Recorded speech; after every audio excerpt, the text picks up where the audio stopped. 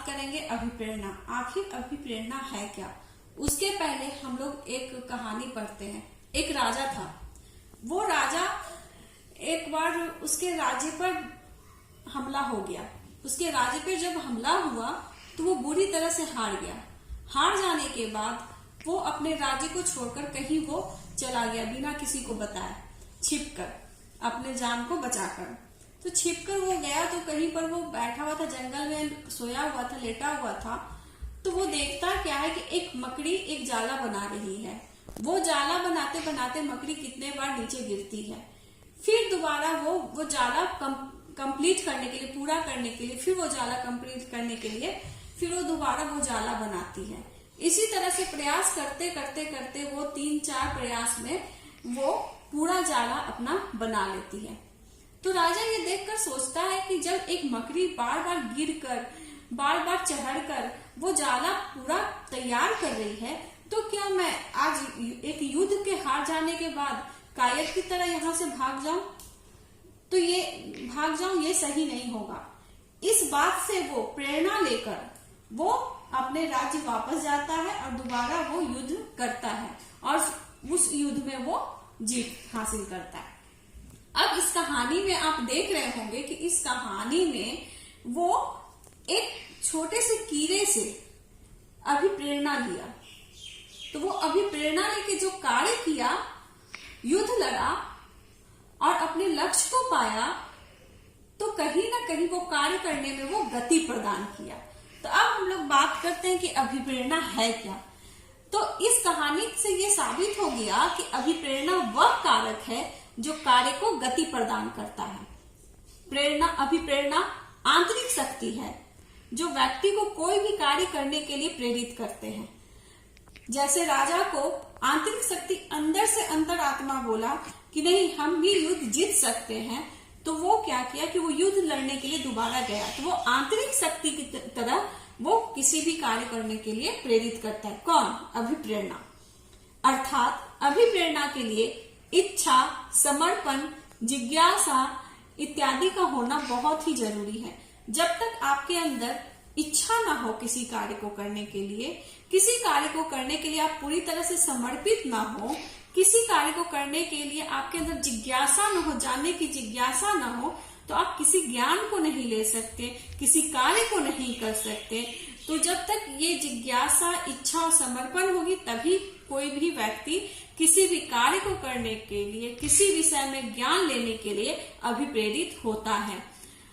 अब अभिप्रेरणा शिक्षक के लिए बहुत ही, किसी भी छात्र को अभिप्रेरित करना बहुत ही चैलेंजिंग रहता है, क्योंकि अभिप्रेरणा कोई एक छोटा सा विषय वस्तु नहीं है कि छात्र को दे दिए कि तुम ये कार्य कर लो, तुम ये विषय पढ़ लो, तो छात्र तुरंत अभिप्रेरित होकर वो कार्य कर लेगा और वो विषय को पढ़ लेगा। किस माध्यम से, किस तरह से एक शिक्षक अभिप्रेरित कर सकते हैं छात्रों को, इसलिए अभिप्रेरणा को पूरी गहराई से जानना आप प्रशिक्षुओं के लिए बहुत ही आवश्यक है। क्योंकि आप सारे जो प्रशिक्षु हैं, बीएड के, डीएलएड के, वो सारे प्रशिक्षु को भविष्य में एक शिक्षक ही बनना है। तो आप लोग को ये जानना अत्यंत आवश्यक है कि अभिप्रेरणा है क्या, हम किस तरह से अपने छात्रों को अभिप्रेरित कर सकते हैं। तो अब बात करेंगे अभिप्रेरणा का अर्थ। अभिप्रेरणा का अर्थ क्या है, अब ये जानते हैं। अभिप्रेरणा, जिसको इंग्लिश में कहते हैं मोटिवेशन, ये इंग्लिश शब्द है। मोटिवेशन जो है मोटम शब्द से निकला है, जो लैटिन भाषा का शब्द है। मोटम शब्द का अर्थ होता है मोशन, यानी कि गति प्रदान करना। अर्थात मोटिवेशन जो हम बोले कि किसी भी कार्य को करने के लिए जो हम गति प्रदान करते हैं, वही मोटिवेशन होता है। अब हम लोग जानते हैं मोटिवेशन की परिभाषा। मोटिवेशन की परिभाषा क्या? अभिप्रेरणा की परिभाषा। अभिप्रेरणा की परिभाषा कई मनोवैज्ञानिक अपने अपने विचार के अनुसार से दिए हैं। उसमें से गुड के अनुसार और गिलफर्ड के अनुसार ये सारी परिभाषा बहुत ही महत्वपूर्ण है। गुड के अनुसार अभिप्रेरणा किसी कार्य को प्रारंभ करने जारी रखने तथा सही दिशा में लगाने की एक प्रक्रिया है। गिलफर्ड के अनुसार अभिप्रेरणा कोई विशिष्ट आंतरिक कारक या दशा है जो क्रियाओं को आरंभ करने तथा जारी रखने का कार्य करती है। तो ये हुआ अभिप्रेरणा की परिभाषा। अब हम लोग बात करते हैं अभिप्रेरणा के प्रकार। अभिप्रेरणा के प्रकार मनोवैज्ञानिकों के आधार पर, दार्शनिकों के आधार पर, सभी के आधार पर अभिप्रेरणा के अलग अलग प्रकार होते हैं। परंतु शिक्षा की दृष्टि से अभिप्रेरणा के दो ही प्रकार होते हैं, आंतरिक और बाह्य। आंतरिक अभिप्रेरणा को हम प्राकृतिक अभिप्रेरणा भी कहते हैं, बाह्य अभिप्रेरणा को हम लोग अप्राकृतिक अभिप्रेरणा भी कहा जाता है।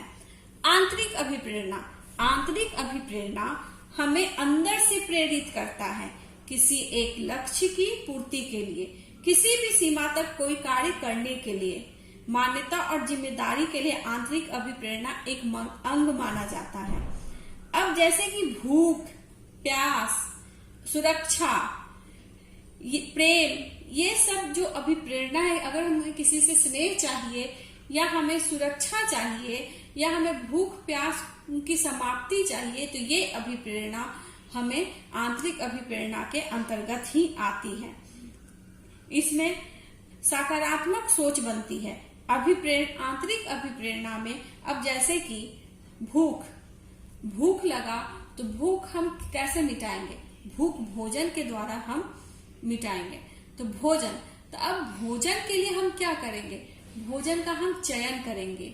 भोजन का चयन कर लिए तो अब उस चयन के बाद उस भोजन का हम जुगाड़ करेंगे कि किस तरह से वो भोजन हमारा तैयार होगा, और फिर अंत में हम लक्ष्य तक जाएंगे, उस भोजन को खाकर अपने भूख की समाप्ति करेंगे, हमें तृप्ति प्रदान होगी।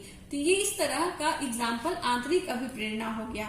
अब एक एग्जाम्पल और हम देते हैं कि किसी भी विद्यालय या महाविद्यालय में किसी भी छात्र छात्रा को कोई भी कार्य दिया जाता है तो छात्र छात्रा पूरे जिम्मेवारी पूर्वक उस कार्य को करते हैं। फिर शिक्षिका उसकी प्रशंसा करती है और आपके बारे में सकारात्मक सोच बताती है। तब आप लोग के अंदर एक अभिप्रेरणा जागृत होती है, वो अंदर से जागृत होती है, आंतरिक रूप से जागृत होती है कि अब मुझे इससे भी बेहतर और अच्छा कार्य करना है। तो ये हो गया आंतरिक अभिप्रेरणा। अब हम बात करते हैं बाह्य अभिप्रेरणा।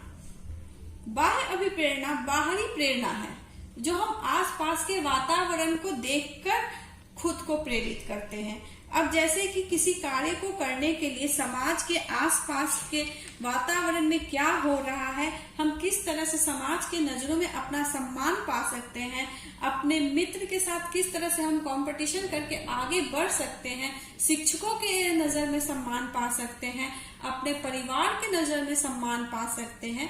तो ये हो गया बाहरी अभिप्रेरणा जो हम बाहर के वातावरण को देखते हुए करते हैं। अब जैसे कि एक कक्षा में दो छात्र हैं, दोनों छात्र बहुत ही मेधावी हैं, परंतु जब शिक्षक किसी एक पर ज्यादा ध्यान देता है और दूसरे पे कम ध्यान देता है तो दूसरे छात्र को लगता है कि इस छात्र को ज्यादा क्रिया करने के कारण और अच्छे से क्रिया करने के कारण इस पे शिक्षक ज्यादा ध्यान देते हैं, तो वो बाह्य प्रेरणा लेगा उस वातावरण में कि हमें भी इसके तरह कार्य करना है, इसी की तरह से मुझे भी व्यवहार करना है, और वो प्रेरणा लेके उसी तरह का कार्य करेगा ताकि शिक्षक उसे भी उसी तरह का सम्मान दे, उसी तरह उसकी भी प्रशंसा करे।